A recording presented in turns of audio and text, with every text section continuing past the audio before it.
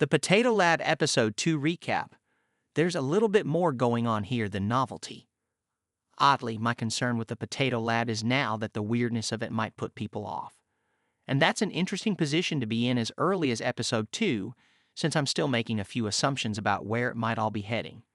But the point is that while there's still a good amount of comedy that I don't think works and eccentricity for seemingly the sake of it, there also seems to be a pretty intriguing character drama underpinning all that, and a willingness to play with the tropes and conventions of the classic enemies to lovers rom-com that feels quite fresh. The Anel and FL kissing at the end of Episode 2. I mean, pump the brakes, guys. That's usually a midpoint thing. Despite some alcohol having greased the wheels, though, it doesn't seem like we're going to be waiting very long for the show to start traveling in some interesting directions. There's a fair bit happening in service of that here, with the characters being rounded out a little in effective ways, so their interplay feels a bit more meaningful and less mandated by circumstance. I'm still mixed on the comedy, obviously, but I always am.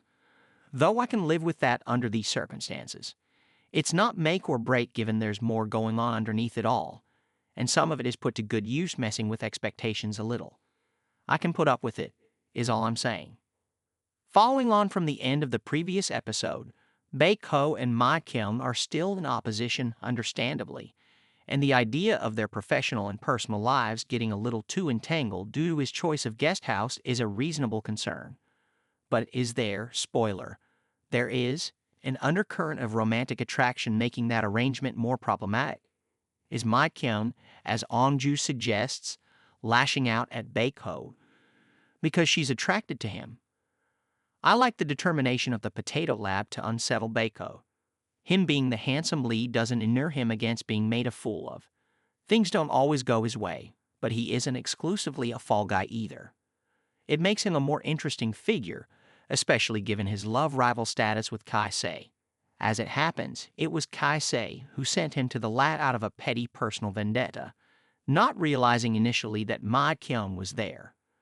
There's a bit of a complicated backstory emerging with Kai-se, Baek-ho, and Chairman Wam, Yoon's mother. The Potato Lab Episode 2 definitely has a focus on Baek-ho, and keeps erecting obstacles in front of him that crack a bit more of a window into his underlying personality. For one thing, he's stubborn.